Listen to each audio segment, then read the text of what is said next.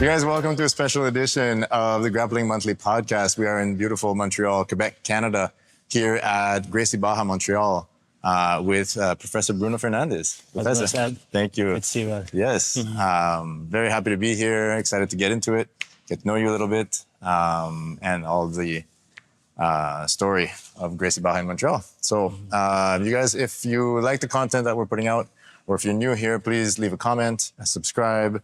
Let us know how we're doing and share, on Instagram, TikTok, YouTube. Everything helps. But without any further ado, let's get started. Let's do it.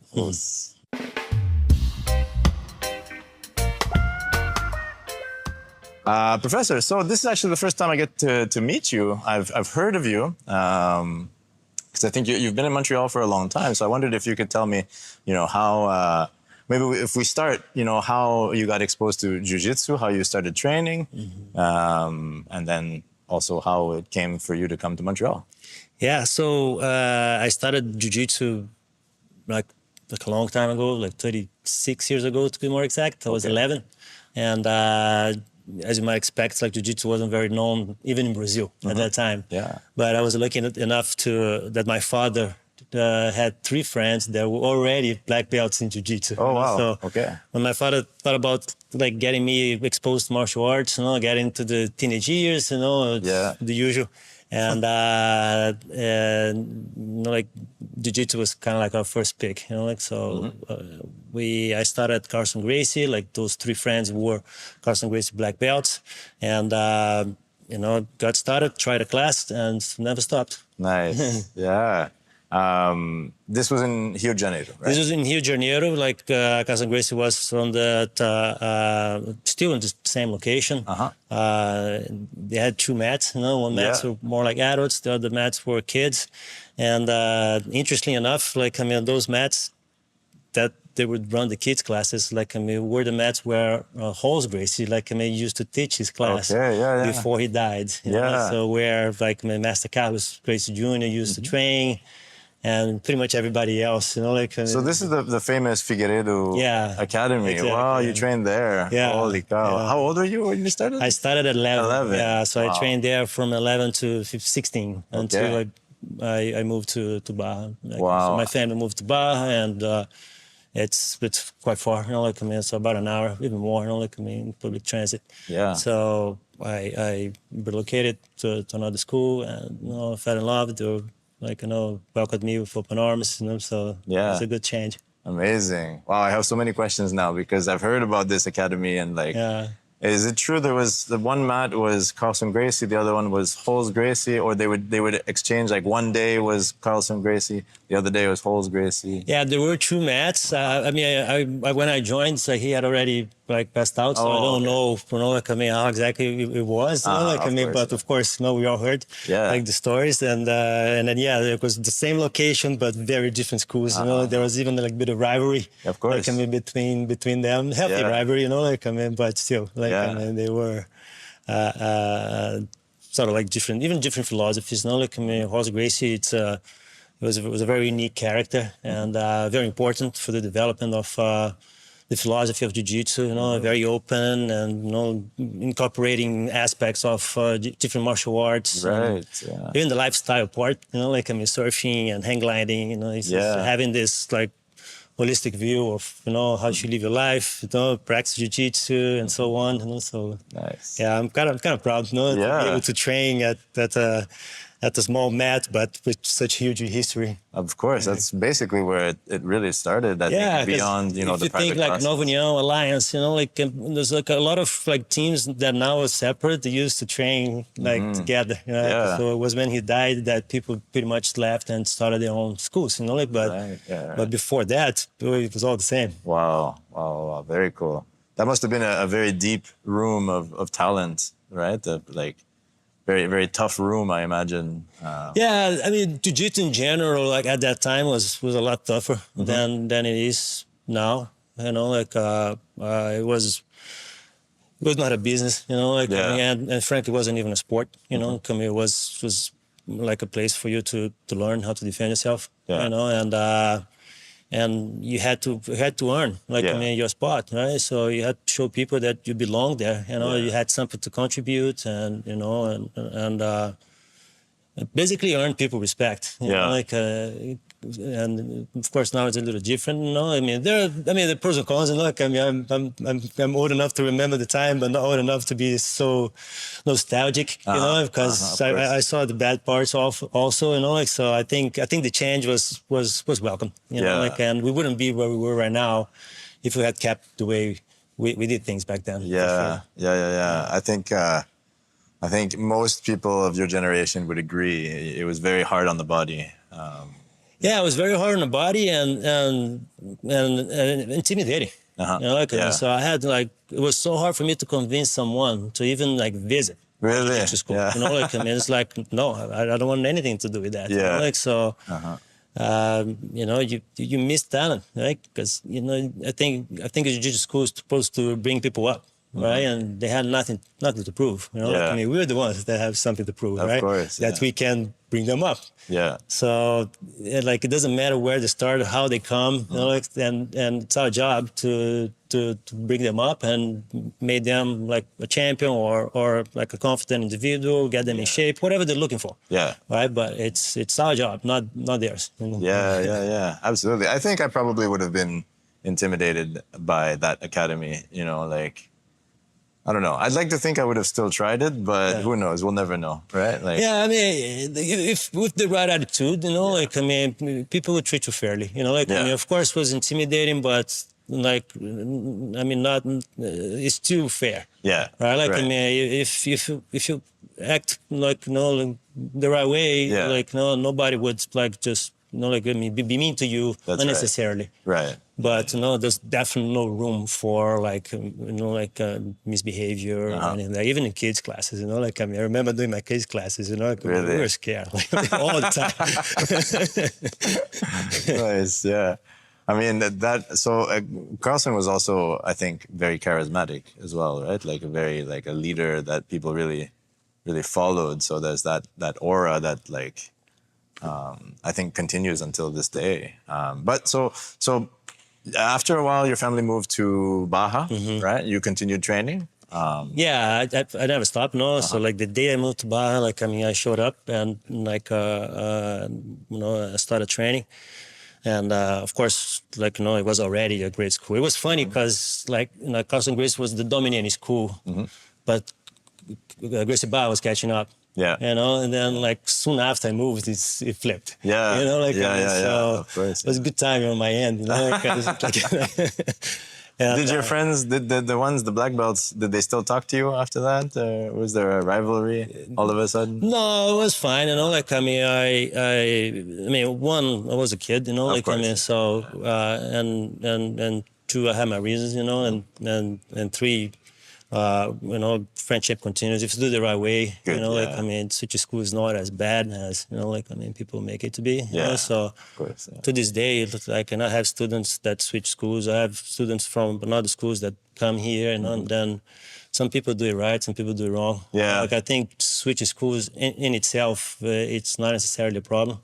Because, you know, life happens, man. You know, you can always, like, stick with your team if you move to another country or whatnot. That's it. You know? Yeah, that's exactly my situation. Yeah, and but, you know, just do the right way. You know? Like, I mean, it's not that complicated. You know? Like, I mean, but people make it so sometimes. Yeah, absolutely. So at what point did you, like, so you were training at this point, at what point did you graduate to black belt, and at what point, was that before or after you moved to Montreal? It was before, yeah. So I moved pretty quick, you know, like, up the ranks, because I was already training a lot before age of 16. So when I turned 16, I got my blue, and then 17 I got purple, 18 I got brown, and then 20 I got black. Oh, wow. So I stayed a little longer as a black belt, but as a brown belt. But, you know, it's still, you know, like, I mean, getting black belt at the age of 20. I think at that time was the minimum age, like, I mean, to get a black belt, if I'm not mistaken. So yeah. Nice. And then you moved to...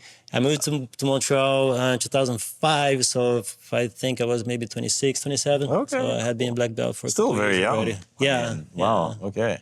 Yeah, I was like, I finished medical school and then I finished my residency, and then it's kind of like how I ended up here in Canada. You know, like I came here to do a PhD, and the original plan was to come back to Brazil and practice medicine there. Okay. You know, so, but like those 2 years like led to 3. So I was invited to do a postdoc, and then I was invited to stay as a professor at McGill. Amazing. And in order to do so, I went to Toronto. So I lived a year there. To do another postdoc, you know, to meet the requirements, you know, like to be hired after. So then I came back to Montreal, became a professor at McGill, and that was a moment when it was pretty obvious, you know, like that Montreal will be my home for like any foreseeable future. So, and that's also when I decided to open my own school. Amazing. Before then, I was just teaching, you know, like in other people's places. You know? Yeah. Very cool. Wow, it's so young, and very accomplished. You know, medical school and postdoctor is very impressive. Yeah, so that phase of my life moved pretty quick. Yeah. My parents-in-law are Iranian, so like when somebody has a doctorate or a postdoctorate, it's like they're up here, you know, and everybody else is there. So I have to go do my doctorate now. But very cool. So as far as so Rio de Janeiro would have been up to, you said, about 2005, 2006. So you saw the like desafio luta livre jiu-jitsu. You lived through that era, right? Yeah, everything. Like, no, since a child, like I remember being like 12 and I would go to the gym and just like over here, and like, I mean, people like commenting about all the things that happen in the weekend, fights and whatnot, you know. And so, it was a bit lawless, you know. So. But it was I think it was the final stage of like the kind of the philosophy of the Gracie family of like proving themselves. So since the time of Hito and Carlos, you know, like, I mean, they were putting like challenges on newspapers, ads, you know, show up, I'll beat you up, they think you're tough, you know, come over. And, you know, it sounds cocky, but like, I think they had to, right? Because like the martial art was very new. And they were not particularly strong. So, I mean, they were doubted. Right? Like, I mean, it's like with everything you are, you know, like, I mean, you have my size, you know, you're doing this exoteric, like martial art nobody ever heard of, you know. I was like, all right, come check it out, you know. So some of those challenges were like more friendly, you know, like, but others not so much. Not so much, And like luta livre was a grappling art that was somewhat comprehensive, you know, because they also included strikes and takedowns, you know. So quite an honorable challenge. Because they had a lot of techniques that jiu-jitsu had, and they were usually like be bigger, and then they were used to train without the gi, you know, like, I mean, so there was, at least theoretically, there was a lot going on in their favor. So that rivalry, it wasn't so easy like to prove that jiu-jitsu was better. So, very, very impressive. It must have been exciting, you know, to be young and to have this happening and you being a part of jiu-jitsu. I remember like there was the first televised MMA, you know, as we call it now. Before it was Vale Tudo. And then it was a challenge between jiu-jitsu and luta livre. It was like 5 fights, and then they kind of like match each other. And I remember being in a cottage. I must have been like 13 or so. And then my father also always loved martial arts. So like we were there Saturday night, and you know, just put the TV, the whole family was watching. This is jiu-jitsu, and I was like, okay, everybody watch. And then started like, you know, like, you know, just head-putting your genital there, and then like blood everywhere. Like it was this awkward silence like in the room. Is this what you're doing? You're supposed to be not a exactly. Doctor. But you know, it's like that's what you can do, you know. I mean, if you learn jiu-jitsu, not that you're gonna have to, but you know, maybe one day you will. You know, it's good to be the guy beating the other guy than the other way around. Absolutely, absolutely. Did you? Was there taparia when you were training, like in your classes and stuff? Yeah. So like no-gi was very like fight-oriented. Like, I mean, it wasn't this kind of like, oh, let's just do no-gi. So every time we took the gi off, we had strikes involved. Ah, okay, interesting. So sometimes it would be just open hand slaps, or some other time, like one of the guys would put gloves, and then like punch you, and you had to shoot to take down, or like you would be on the guard, and the guys just unleashing punches, and you had to defend yourself. So it was pretty much like self-defense. Okay. Yeah. Very interesting. I didn't know that. Yeah. Yeah. So like, so like if you took the gi off, things get serious. Good to know. Yeah. Good to know. Yeah. I wonder, so like from when you started to just before leaving Brazil, did you think, because I know there's a famous speech, right, that Master Carlos Gracie Junior said, I think it was at one of the Mundials, like maybe the first one or the second one, where he was like, this is going to be big, like, you know. And I know I did an interview with Professor George Brito, and he remembers it like if it was like yesterday, you know. It was a moment in his life that really like shaped him. My question to you is, like, did you think it was going to become this worldwide phenomenon when you started, or did you see it evolve like while you were still in Brazil before leaving? Yeah. So when I started, it wasn't big at all. So I mean, I used to tell people that I would do judo. Just to keep it simple. Yeah. Not karate. Judo. You know, like, I mean, I do judo. You know, it's like judo. You know, it's like simple. But for me, it was like the UFC. You know, like so when we had the first UFCs, like, you know, and became so big, like outside Brazil, and it was obvious that it was like the train had left the station. You know, as the saying goes. You know, this is, I mean, it's not gonna go back. Right? We just, you know, and frankly, I don't think we're even starting. Right? I think it's just beginning. Really? Yeah. Good. But yeah, so then people started like talking about it. You know, like, I mean, it's like, oh, he does jiu-jitsu. You know, like, so it was funny because jiu-jitsu became known through UFC/MMA. You know, like it was considered like a dangerous sport. You know, so and I think I was probably 14, 15 at that time. But like, I mean, for me, it was just play. You know? Like, I mean, I was a kid practicing with my friends. You know, like, I mean, there was like.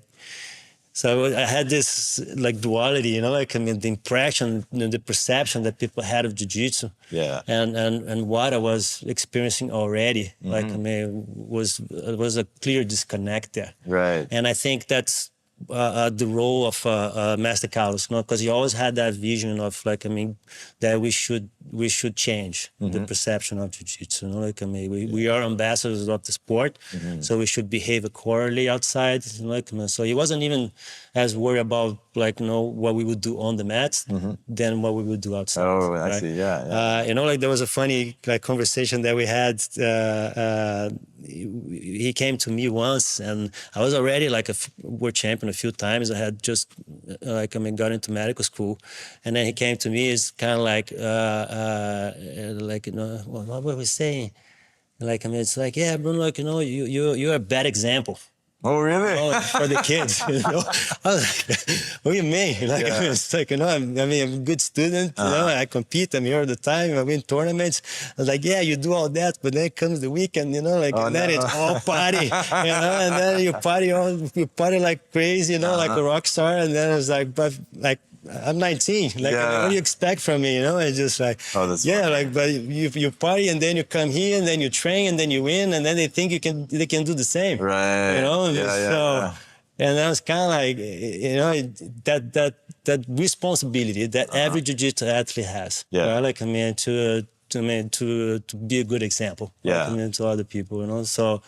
Because, I mean, that's not only him, but most people that do jiu-jitsu believe that jiu-jitsu is a tool, like, I mean, for us to become better human beings, you know? So, you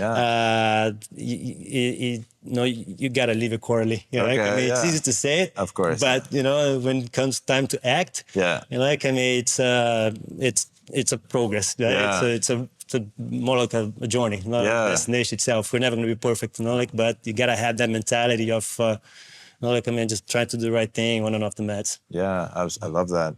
It's interesting that you were still winning tournaments, because I find, you know, I've been I'm 43 now, so I don't party anywhere near like I used to when I was 19. But I found even when I was 30, or I think I started I was 27 or 28, and if I had partied the night before, even just a little bit, a performance on the mat the next day was, that just terrible. But you were winning. So that's dangerous because there's no consequences. Yeah. Maybe it's because you were 19. But I did it right also, I mean, so, for example, like I was always trained Monday to Friday. I mean, so no excuses. But I never train on weekends. Yeah. Oh, I see. Yeah. So for me, like, they had this clear distinction.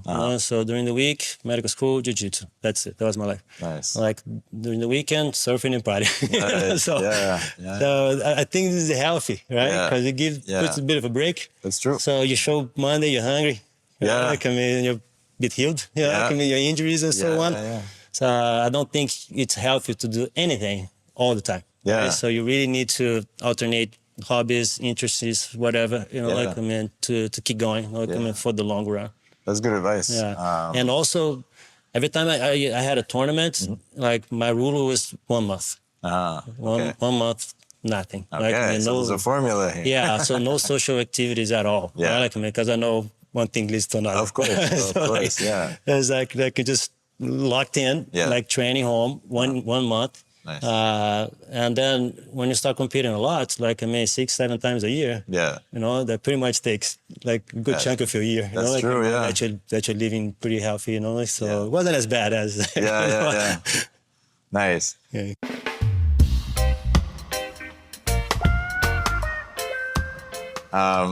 I wonder, can you explain to me a little bit your how you view the relationship between surfing and jiu-jitsu? Because like there's something there, right? Like you explained, the holes was I think like hand gliding, surfing, a bunch of activities, right, in the water there. And I know that it's something that's popular in Brazil, right? So, but like, what's the relationship for you and between surfing and jiu-jitsu?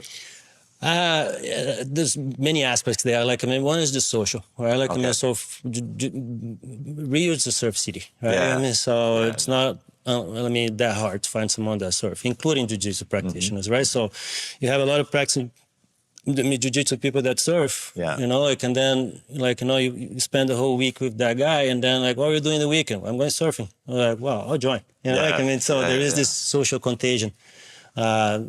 And it's fun as hell, right? Like, I mean, so why not, right? So it's not that you're doing something that it's unpleasant, right? True, it's like one of the most fun sports to do. Yeah.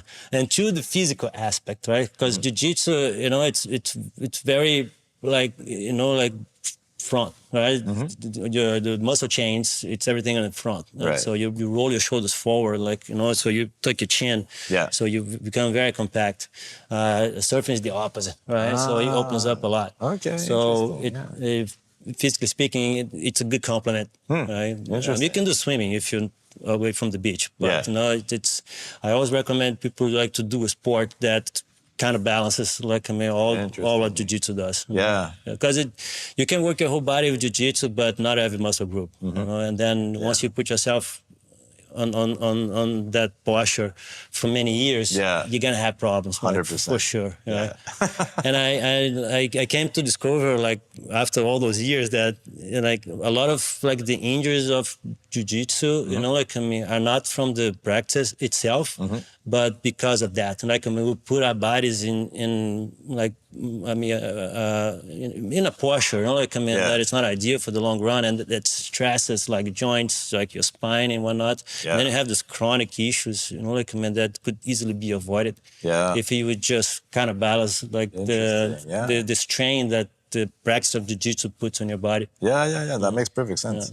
I'm not a very good swimmer, so I, surfing for me is a little. And you live in California, so I know, right? Yeah. I know. I should. I absolutely should.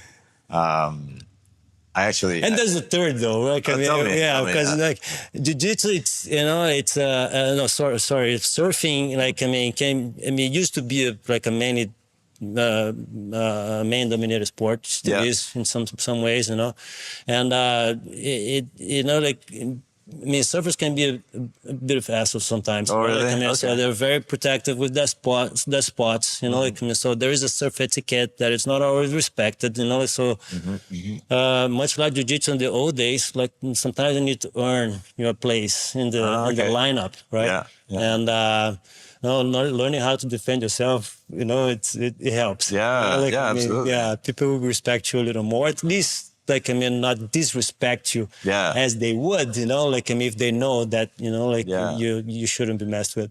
Nice. Yeah, that makes a lot of sense. I've seen, you know, like when the waters are really, really busy and from the outside, for somebody who doesn't surf, it looks like there's an organization of some sort happening, right? Yeah. Like, and then I can imagine if somebody skips the line, then ruffle some feathers. They can get problems. Yeah. Sure. But every surfer I've ever seen has been absolutely jacked, like just very, very fit looking, men and women. So it has to be this really great exercise. It is a great exercise. Yeah. And the good thing about surfing is that, like, the key thing is mobility, you know? Yeah. So, which is something that gets compromised in jiu-jitsu. Yeah. You know, like, so jiu-jitsu is not exactly a sport that increases your mobility.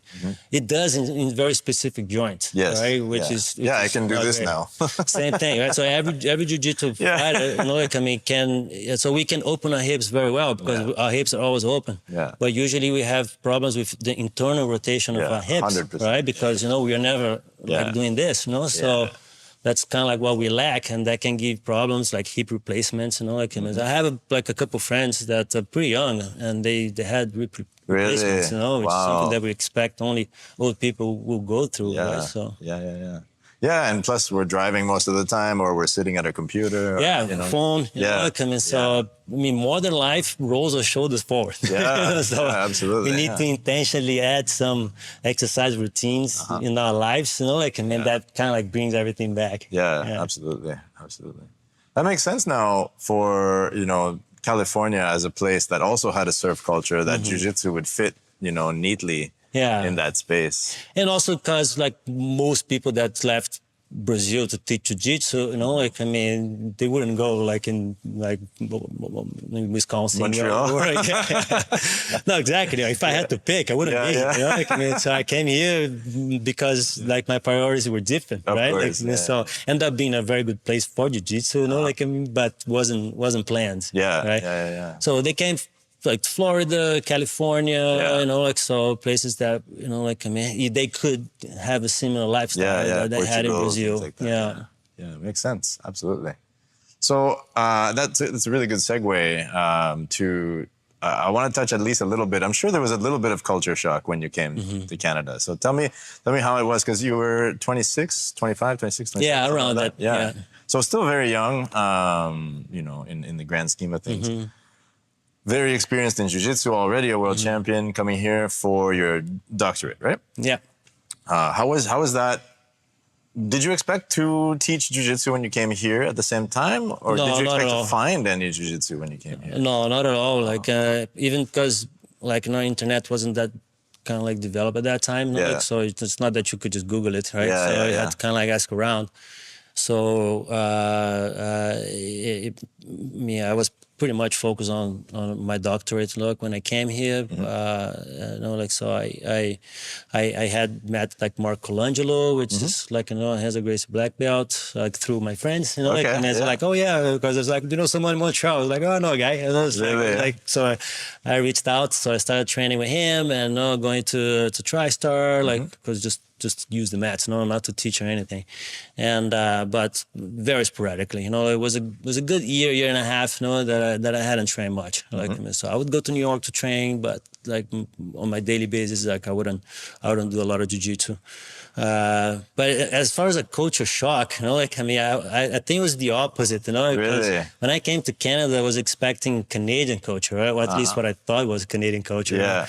But I came to Quebec, which is not the same. Yeah, that's true. Like, and I felt like the Quebec culture was not that far from Rio. You know, like, interesting. And you know, it's a very cosmopolitan city. You know, like, I mean, me being an immigrant here, it's really not a big deal. You know, like, I mean, so pretty much everybody is. You know, like, so it's a very welcoming city, laid back. You know, like, so it's kind of okay. It's kind of cool.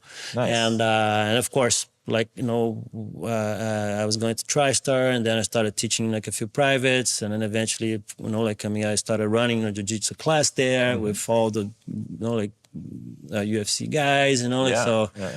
And then my social circle like expanded a lot due to jiu-jitsu, so, which was kind of like part of the reasons why I decided to stay. I think if it was just for my medical career, I would probably consider a little longer, because I could have a medical career there, right? Yeah, of course. Yeah. But, having that like network of friends, involved in jiu-jitsu and the possibility of kind of like having my own school, teaching, which I wouldn't have in Brazil, that kind of tipped the scale. Nice. That's cool. That's amazing. It's 95% of the people that I know in Los Angeles are out because of jiu-jitsu. Like, I don't even have that, that big of a network. But it's getting bigger by the day, and it's because of jiu-jitsu. So I think it's a great place to make friends. Yeah. Right? Because, I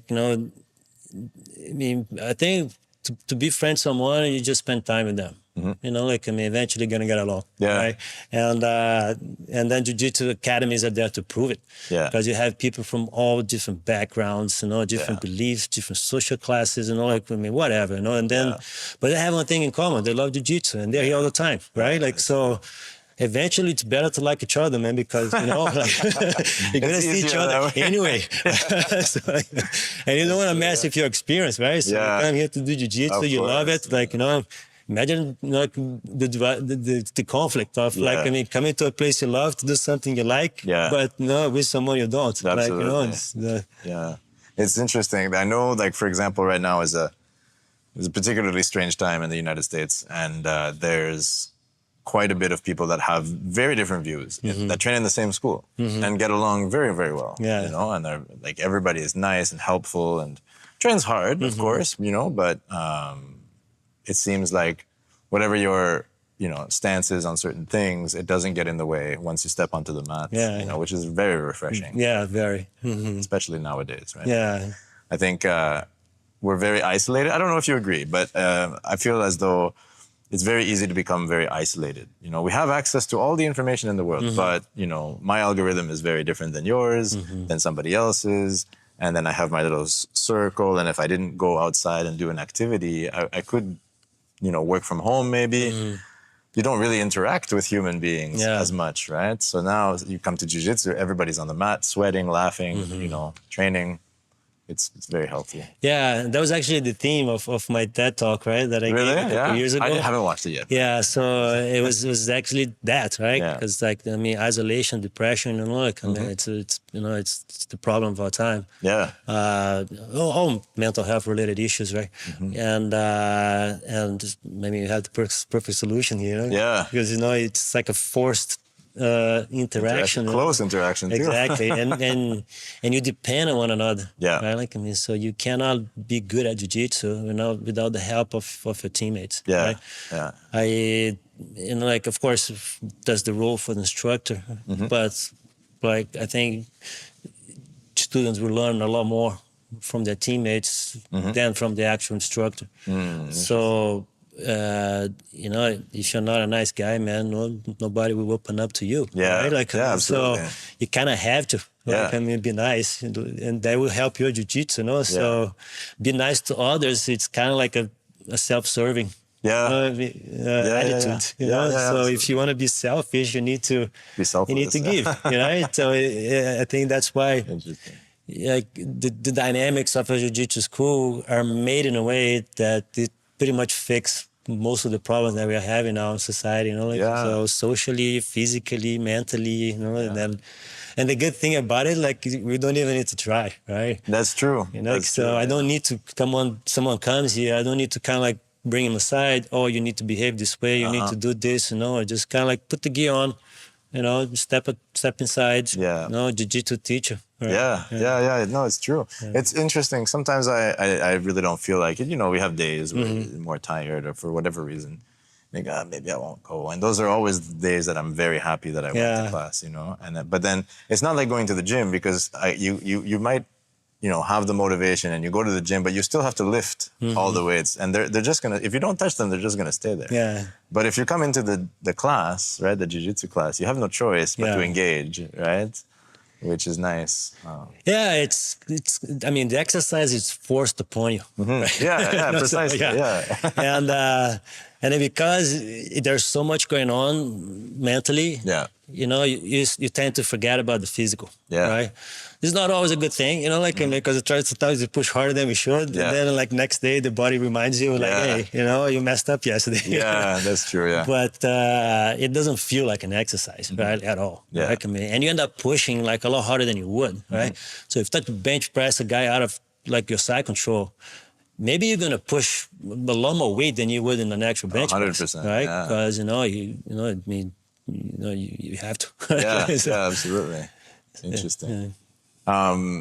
So when it's interesting also that I find it really interesting that you said that the Quebec culture is not that different from Brazil.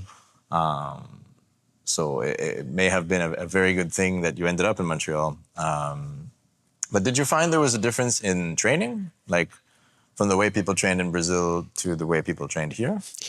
Yeah, because particularly from my perspective, because before coming here to Montreal, I had zero exposure to any other martial art. Right. I started in Jiu-Jitsu. That's all I've ever done. Right. I had never even visited like a martial arts school that was not a Jiu-Jitsu school.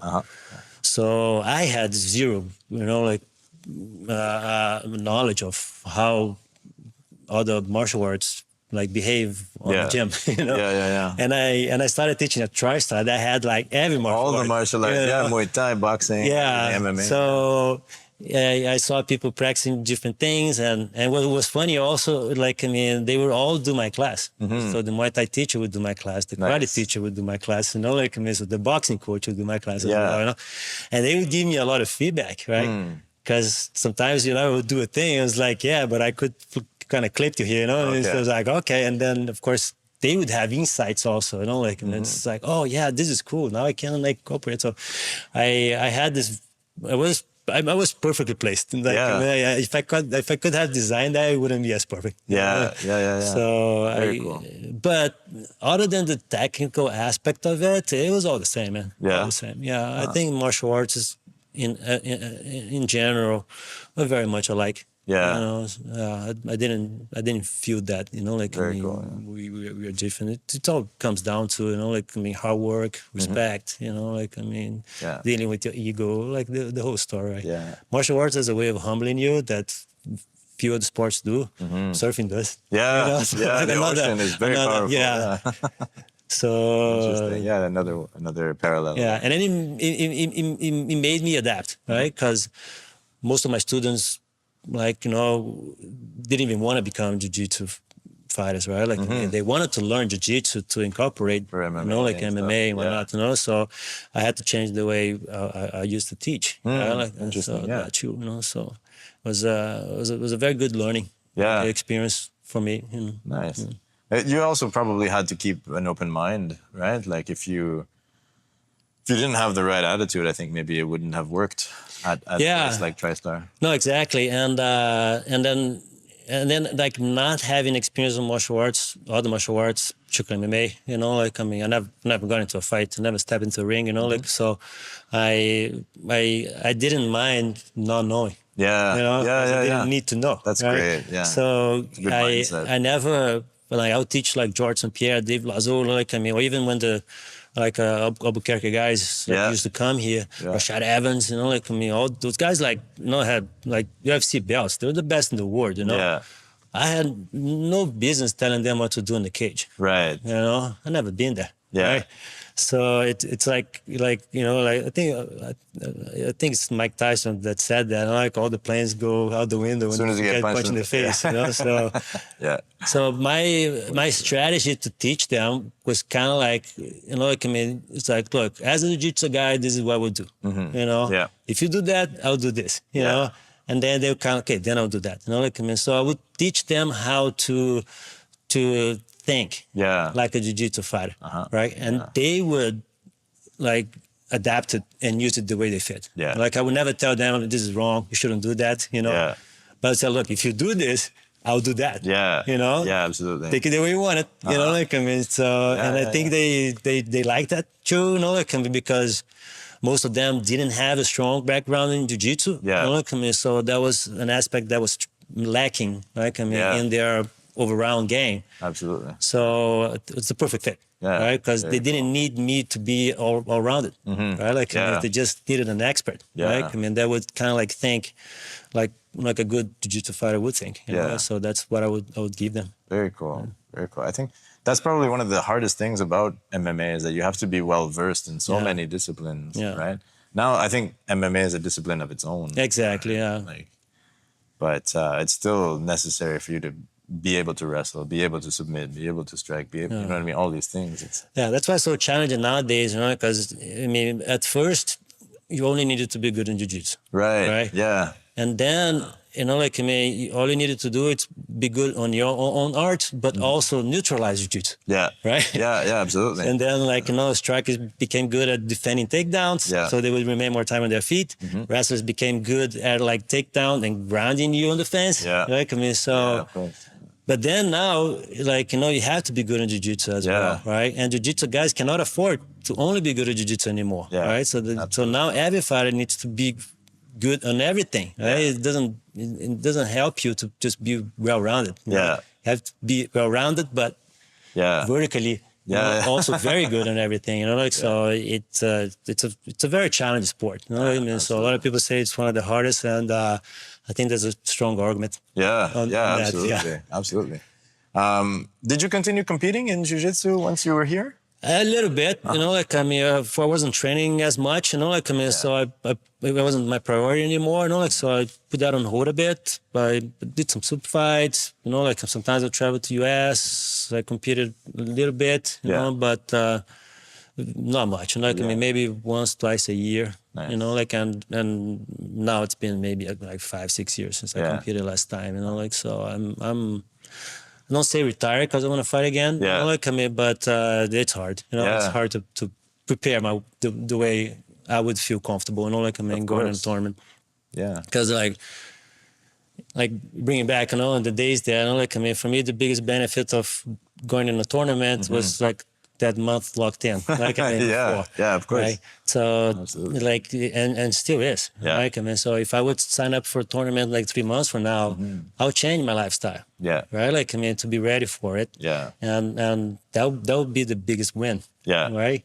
Absolutely. So if I can't afford, like, I mean, to do what I have to do to be ready, there's no point competing. You know, like, I mean, because the biggest thing I would have to gain from it, I wouldn't have it. Exactly. You know, like, I mean, so just showing up and, you know, like, I mean, getting a medal, you know, like, you know, for me, it doesn't matter anymore. Right. You know, like, I mean, of course, I want to win. And of course, there's the aspect of if I show up unprepared, I'm probably not going to win. Absolutely.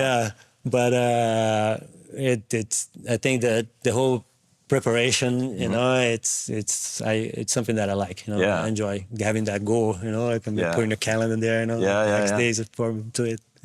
So would you say that, like, because I know a lot of people say, you know, like, when you compete, you learn, like, you have this, like, 6 months worth of learning condensed into a short period of time. And I think it's probably because of that preparation, if anything.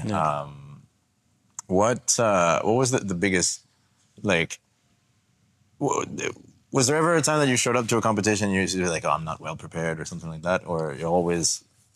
You're never as prepared as you want it to be. Okay. Shit happens, right? Yeah. You know, I mean, you get hurt, you know, like, I mean, or, you know, like, personal issues or whatever, you know, like, I mean, so you're never 100% satisfied. You shouldn't be, all right? And so part of the preparation is to accept that. It's kind of like, you know, just, you know, when the day comes and you're there, there's nothing else to do, you know, you got to be confident that you did enough. You know, and otherwise, you know, you're going to crack. Right? You're going to start making excuses not to win even before you step in. You know, so regardless of what happened during your camp, when the day comes, kind of like, look, I did what I could. And now it's put it to work. You know, and so like that switch, you know, it's super important. And it's a real switch because, like, on a daily basis, like, you're never happy. You shouldn't be, you know, like, I mean, so at the end of your day, kind of like, man, like, it wasn't great. I didn't do this, I didn't do that. Like, that guy swept me, that guy tapped me, I didn't win that round, like, so you should always focus on the things that didn't go well. Yeah. Right? Because that's your opportunity to improve. Yeah. But when there's nothing else to do, you got to flip that switch, It's just like, I'm awesome, my training went well, like, destroy everybody I could, like, I've trained with people that's way better than the ones I'm going to face here. Nobody can beat me, like, so you got to flip that switch and be a bit like delusional, like, and think yourself as the winner already. Yeah. Like, so that's cool.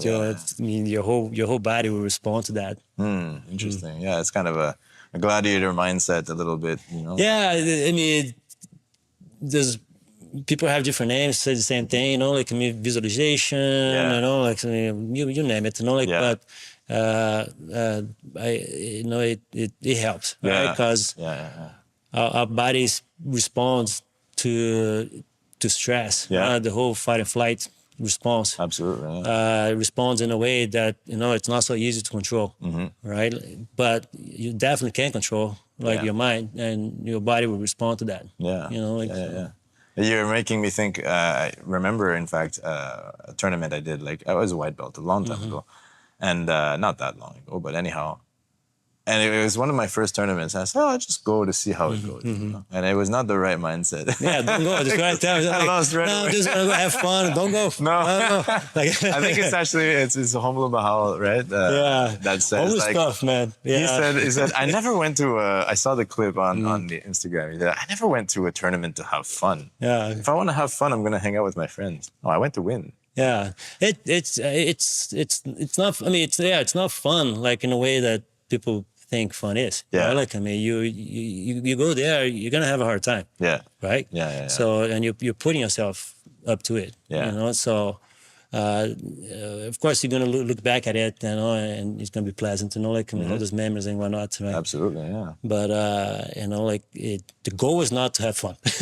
Like, That's cool. Yeah. Yeah. Absolutely. Then, like, on the mindset things, like, you can flip a lot of things, like, so, for example, like, I like to study, like, how my body responds to stress. Okay. Right? Like, and then, because a lot of things that usually get people concerned, are actually a good thing. Like, so, for example, when you have, like, butterflies in your stomach, right? So what people think usually, I'm scared. Yeah. Right? Yeah. But you're not. Right. So, like, your body, like, in prepares to a situation of stress. Your body prepares for battle. Yeah. By prioritizing, like, body parts. Yeah. Right. So you don't need your guts.